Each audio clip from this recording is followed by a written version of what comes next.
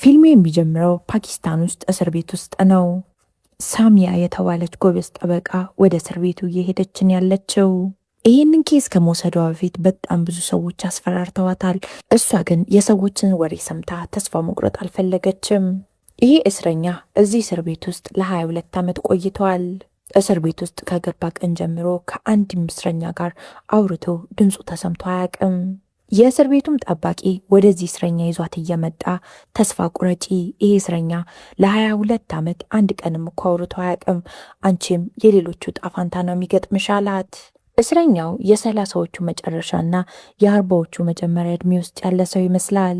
አሮጌ ፎጣ ለብሶ ጸጥ ብሎ ድንጋይ ላይ እንደተቀመጠ ነው። ሳሚያም እሱ ወደ ታሰረበት ክፍል ከገባች በኋላ ራሷን ታስተዋውቅና አጠገቡ ቁጭ አለች። ከዛም ከዚህ በኋላ እኔ ጠበቃክ ነኝ አለችው። በእርግጠኝነት ምንም ሳታጠፋ እንደታሰር ካምናለው፣ እናም ከዚህ እስር ቤት እንደማስወጣ ቃል ገባልሃለሁ አለችው። ምንም ሊያናግራት አልፈለገም። እንደውም ፊቱን አዞረባት። ሳሚያ የተለያዩ መንገዶችን ብትጠቀም ምንም ትኩረት ሊሰጣት አልቻለም። ከዛም እዛው እስር ቤት አካባቢ በዛ በኩል ሄሊኮፕተር ሲያልፍ ድምፅ ይሰማል። እስረኛውም ፊቱን የሄሊኮፕተሩን ድምፅ ወደ ሰማበት ያዞርና ሄሊኮፕተሩ በምን ያህል ፍጥነት እንደሄደና ምን ያህል ጫማ ከመሬት እንደራቀ በስነስርዓት ይነግራታል። ሳሚያም ይህንን ድምፅ ስትሰማ በጣም ነበር የደነገጠችው። ከዛም ፈጠን ብላ የድምፅ መቅጃዋን ከቦርሳዋ ውስጥ ታወጣና ትጠባበቅ ጀመር ታሪኩን እስኪነግራት። ይህም እስረኛ በጎረና ድምፁ አንድ ብሎ ታሪኩን መናገር ይጀምራል። ስሙ ቪር ይባላል። ከ22 ዓመት በፊት ቪር የህንድ የአየር ኃይል አባል ነበር። በዚህ መሃል ነው ሁለት ዜጎች በረዶ ላይ ሲንሸራተቱ ጉዳት ደርሶባቸው እነሱን ለማዳን ሄደው። በሌላ በኩል የፓኪስታን ዜግነት ያላት ዛራ የተባለች በጣም የሀብታም ልጅ ያስተዋውቀናል። ዛሬ ምሽት የቀለበት ፕሮግራሟ ነው። እናም ለዛ እየተዘጋጀች ነበር። አባቷ ጃሃንጊር ፓኪስታን ውስጥ በሚያደርጋቸው የፖለቲካዊ እንቅስቃሴ በጣም ይታወቃል። ይሄ የልጁም ጋብቻ ለሱ ጥሩ የፖለቲካ ጥቅም ይሰጠዋል። እናም በእነዚህ ሁለት ሀያላን ቤተሰቦች መሀል የሚደረግ ጋብቻ ለሁለቱም ቤተሰቦች በጣም ትልቅ ጥቅም አለው። ዛራም ቤተሰቦቿ የሚላትን ነገር የምትሰማ ልጅ ነበረች። ይህ ጋብቻ ለቤተሰቦቿ ምን ማለት እንደሆነ በደንብ አርጋ ነው የምታውቀው። ከሷም ምን እንደሚጠበቅ በደንብ ጠንቅቃ ታውቃለች። የቀለበት ስነስርዓቱን ተከትሎ ቤት ውስጥ አንድ ሀዘን ይፈጠራል። የቤተሰቡ አካል የሆነችው ቢቢ አሁን የሞት አፋፍ ላይ ነው ያለችው። እናም ከመሞቷ በፊት ለዛራ አንድ ነገር ትናዘዝላታለች። እኔ ከሞትኩ በኋላ አመዴ ህንድ ውስጥ ያለ ወንዝ ላይ ይበተን ትላለች።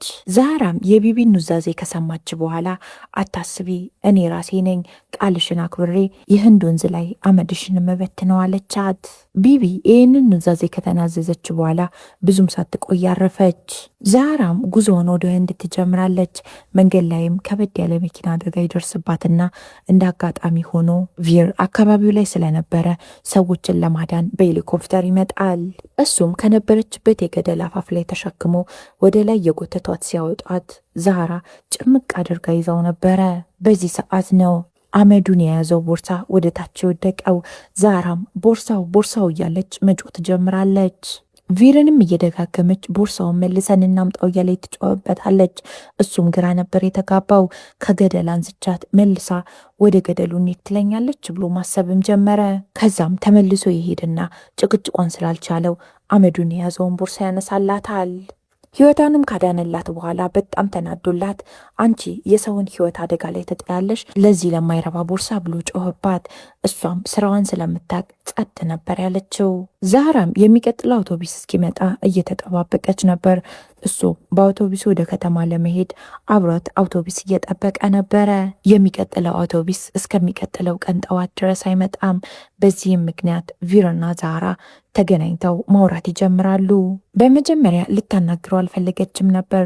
በኋላም ግን ቦርሳው ውስጥ ምን እንዳለ ልታብራራለት ሞከረች። የገባቸውን ቃልና ቦርሳው ውስጥ ያለው በጣም የምትወዳት ሴት አመድ እንደሆነም ነገረችው። እሱም በተናገራት ንግግር ይጸጸትና ጸጥ ብሎ ካዳመጣት በኋላ ይቅርታ ጠየቃት። ሁለቱም ሳያውቁት በመካከላቸው ያለው ቅርርብና ግንኙነት ቀስ በቀስ ሌሊቱን ሙሉ ሲያወሩ እየተቀየረ ይመጣል።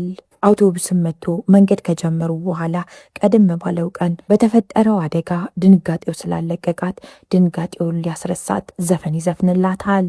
ወንዙ ዳርም ከደረሱ በኋላ ቪር ኤስ ፈልጎ አምጥቶላት አመዱ ከመበተኑ በፊት መደረግ ያለበት ስነስርዓት ይደረጋል።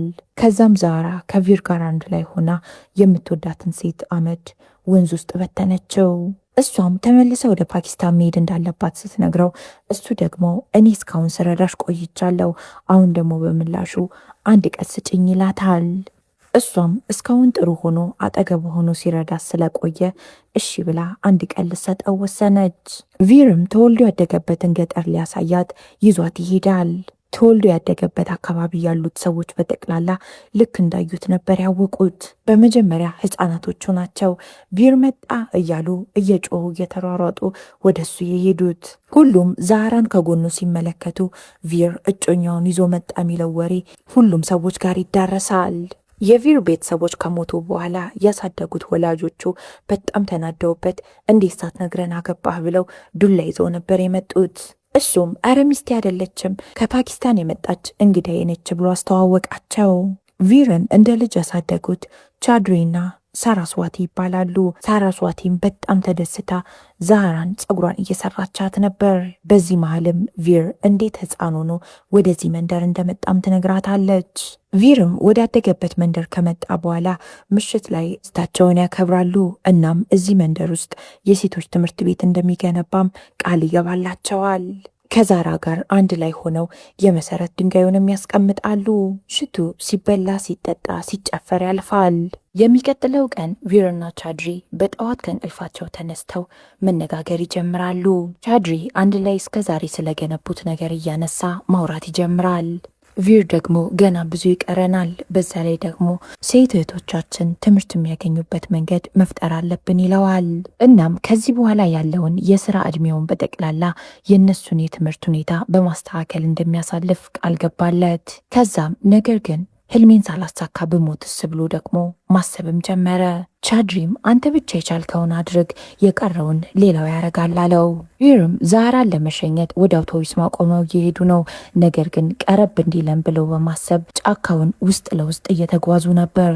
በዚህ ሰዓት ዛራ ወለም ስላላት ቪር ተሸክሟት እየሄደ ነበር። ከእግሯ ላይ የወለቀውንም የእግሯን ጌጥ ይዞታል። እስከ መጨረሻም ወደ ፓኪስታን የሚሄደው ባቡር ማቆሚያ ይደርሳሉ። እጮኛዋ እሷን ወደ ቤት መልሶ ለማምጣት እየጠበቃት ነበር ባቡር ማቆሚያው ጋር። ዛህራም እጮኛዋን ራዛንና ቪርን ታስተዋውቃቸዋለች። ራዛም እጮኛዬን ስለተንከባከብክልኝና ህይወቷን ስላዳንክልኝ በጣም ነው ማመሰግነው ብሎ ቪርን ከልቡ አመሰገነው። የተፈጠረውን አላወቀም። ዛህራም ከእጮኛዋ ጋር ወደ ሀገሯ ከመመለሷ በፊት አንድ አፍታ ቪርን ለመሰናበት ወደሱ ትጠጋለች። እሱም በዚህ ሰዓት በጣም ነው የወደድኩሽ፣ እንደ እውነቱ ከሆነ እጮኛ ባይኖርሽ ያለምንም ቅድመ ሁኔታ አገባሽ ነበር ይላታል። ነገር ግን አንቺ የሌላ ሰው ስለሆንሽ አሁን ካንቺ መራቅ አለብኝ አላት። ራዛም ይመጣና እጮኛውን ይዟት ይሄዳል። ቪር የእግር ጌጧን እንደያዘ ብቻውን ቀረ። እሷን እያሰበ በቅጡ እንኳን ስራውን መስራት ስላልቻለ ከአየር ኃይሉ እንዲያሰናብቱት ደብዳቤ ያስገባል። ከዛም ወደ ፓኪስታን ቀጥታ ነበር የሄደው።